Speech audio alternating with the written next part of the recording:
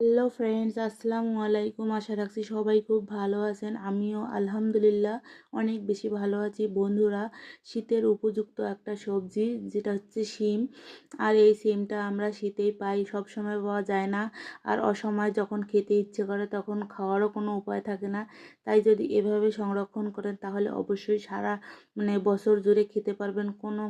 কোনো কিছুই হবে না, কোনো স্বাদের পার্থক্য হবে না। একদম টাটকাই যেমন খেতে হয়, এটা সংরক্ষণ করলেও তেমন খেতে হয়। প্রতি বছর আমি এভাবেই সংরক্ষণ করি।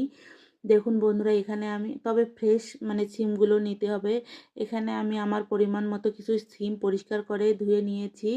এখন একটা পাতিলে গরম পানি, ফুটন্ত পানি, একদম চুলার হাই হিটে পানিটা ফুটিয়ে নিতে হবে। তারপর ফুটে উঠলে এভাবে ধুয়ে রাখা সিমগুলো দিয়ে একটা বলক আসলে নামিয়ে ফেলতে হবে। এখানে কোনো কিছুই দেওয়ার প্রয়োজন নেই।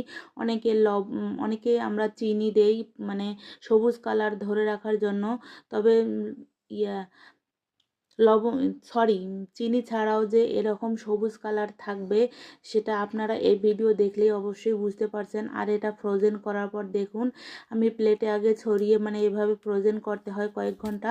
তারপরে এভাবে আলাদা করে ছাড়িয়ে নিলে একটার সাথে আরেকটা লেগে যাবে না। আর এইভাবে রাখলে আপনার যতটা প্রয়োজন ততটাই আপনি বার করে রান্না করতে পারবেন, কোনো প্রবলেম হবে না।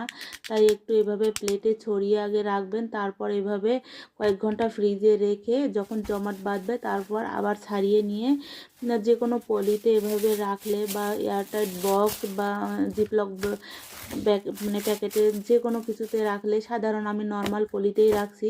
দেখুন বন্ধুরা, এখন এইভাবে আলাদা করে রাখলে একটার সাথে একটা লেগেও যাবে না, আর পরবর্তীতে এইভাবে রাখার পরও আর লেগে যাবে না।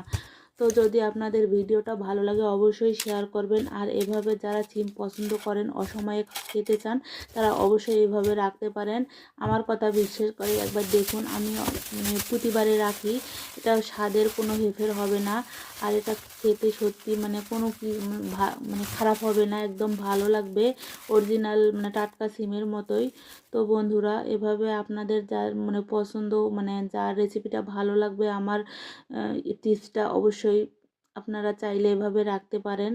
আশা রাখছি সবাই একবার রাখলেই বুঝতে পারবেন। আর দেখুন বন্ধুরা, যদি আপনারা ফেসবুক থেকে দেখেন পেজটা ফলো দিয়ে রাখবেন, আর ইউটিউব থেকে দেখলে চ্যানেলটা সাবস্ক্রাইব করে পাশে থাকবেন।